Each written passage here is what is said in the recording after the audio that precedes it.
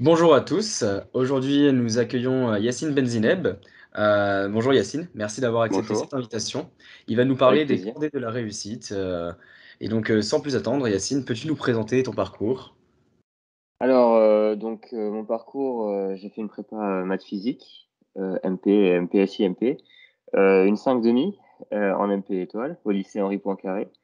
Et donc j'ai intégré les arts et métiers sur le concours central je suis maintenant en deuxième année aux arts et métiers au campus de Paris.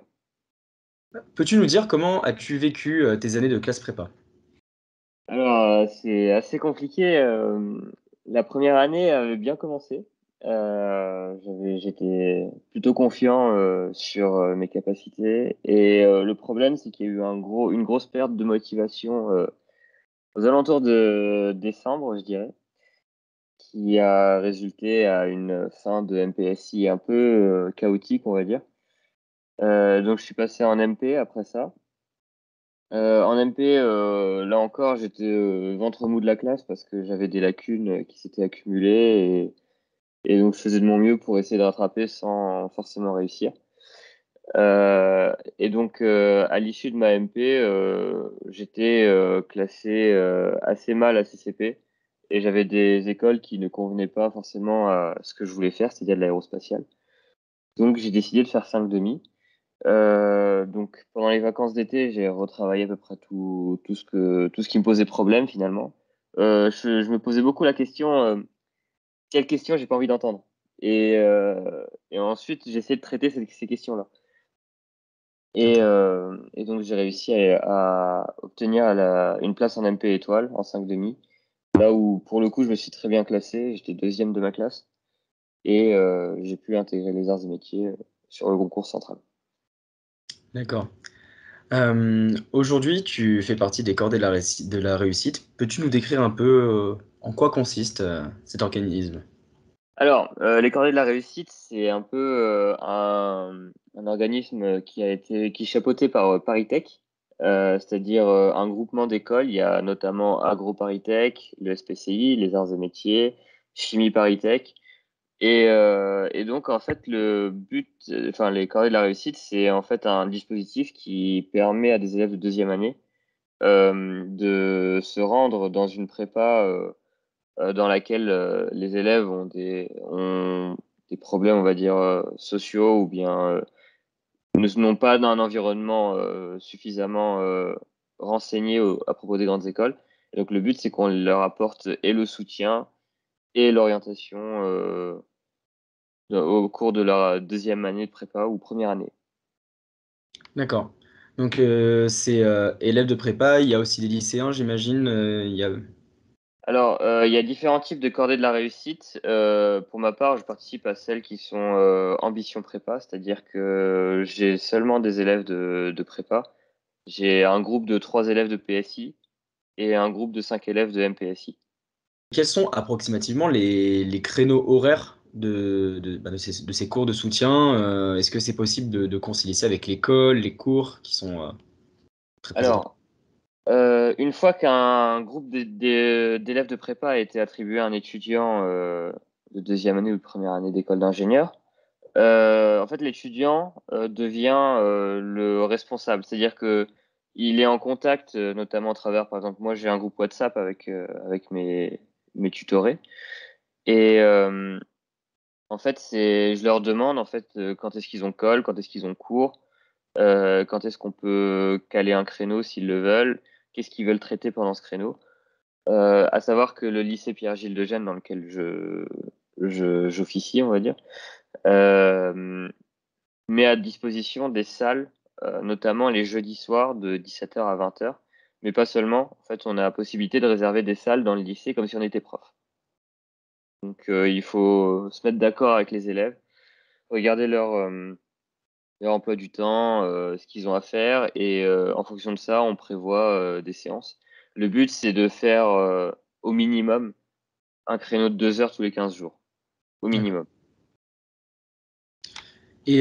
Qu'est-ce qu'un élève de prépa a à y gagner sur le long terme? Est-ce que tu penses qu'il y a un réel intérêt? Est-ce que tu vois une réelle progression chez tes élèves? Globalement, déjà, les élèves de prépa auront face à eux non pas un professeur, mais un étudiant. Donc, au niveau du contact, c'est pas du tout la même chose. Il y a plus de liberté de parole, de liberté de pensée, on va dire.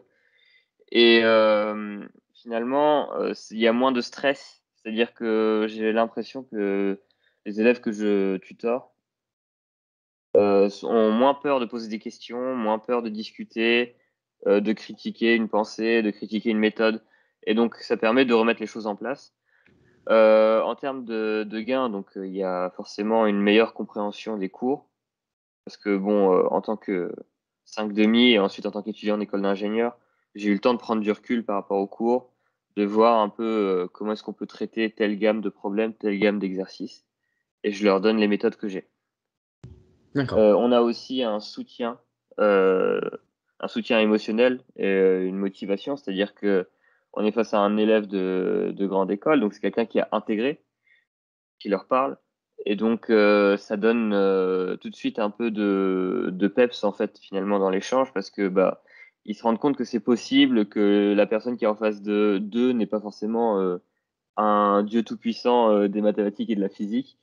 Voilà, il peut se tromper aussi et il voit un peu que c'est possible de réussir même malgré ça. Et finalement, le dernier soutien qu'il y a, c'est un soutien au niveau de l'orientation. En tant qu'élève qui a intégré, en tant qu'élève en école d'ingénieur, on est beaucoup plus à même de savoir quels sont les parcours proposés par différentes écoles, les doubles diplômes, les possibilités de mobilité, les choses comme ça. Choses qui, par exemple, ne sont pas du tout données en prépa, quoi. C'est-à-dire qu'en prépa, on n'a pas du tout le regard là-dessus.